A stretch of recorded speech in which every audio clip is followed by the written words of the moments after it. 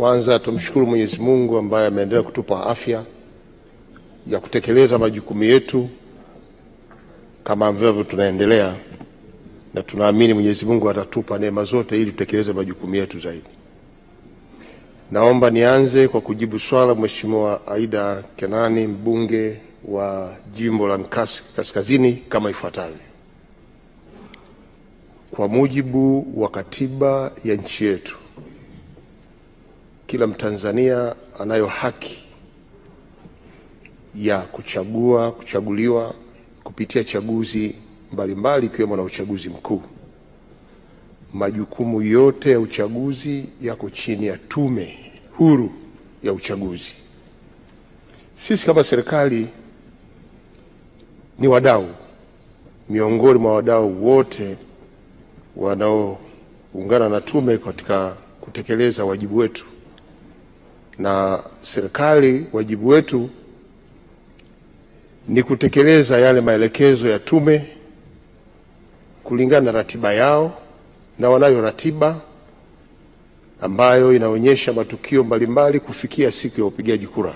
Moja, kufanya kazi ya maboresho ya kujiandikisha kwenye daftari wapiga kura, ambako kila Mtanzania mwenye sifa ya kupiga kura anayo haki ya kwenda kujiandikisha, lakini pia anayo haki ya kuhakikisha kwamba yuko kwenye daftari tayari kwa kupiga kura. Sisi serikali kama wadau tunalo jukumu kama wadau wengine kushiriki pamoja na tume katika kutoa elimu kwa Watanzania ya umuhimu wa uchaguzi na umuhimu wa kujitokeza kwenda kupiga kura. Lakini sisi kama wadau pia tunalo jukumu la kuhakikisha kwamba nyakati zote za ratiba hiyo, kuhakikisha kwamba Watanzania wanakuwa salama au wanakwenda kujiandikisha. Tunao wajibu wa kuhakikisha usalama wake anapojiandikisha. Hata siku ya kupiga kura tunao wajibu wa kuhakikisha kwamba usalama wa mpiga kura unakuwepo. Lakini pia tunalo jukumu la kuhakikisha kuwa tunahamasisha Watanzania kujitokeza kwa wingi kutoka kujiandikisha, kuhakiki mpaka siku ya kupiga kura, ili kila mmoja atumie nafasi yake ya kidemokrasia ya kupiga kura, kwa maana ya kuchagua kiongozi ambaye anaamini atamletea maendeleo kwenye maeneo yake. Kwa hiyo jukumu hilo kwetu kama serikali, ambalo linafanana na majukumu ya wadau wengine kama vyama vya siasa, taasisi ambazo zinajikita katika kuhamasisha, tutaendelea na kazi hiyo ili hayo mapungufu ambayo Mheshimiwa mbunge ameeleza yaweze kutoweka na kupungua kwa kiasi kikubwa.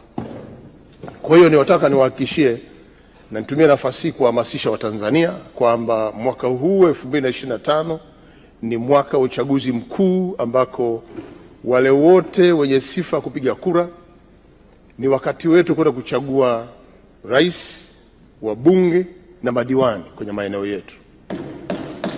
Na pindi Tume Huru ya Uchaguzi itakapotangaza ratiba yake, basi niwaahidi kwamba serikali itasimamia na kuhakikisha kwamba uchaguzi huu unakuwa salama na kuhakikisha kwamba mpiga kura anakwenda kupiga kura na kurudi nyumbani akiwa salama. Huo ndio wajibu wa serikali kama wadau wengine.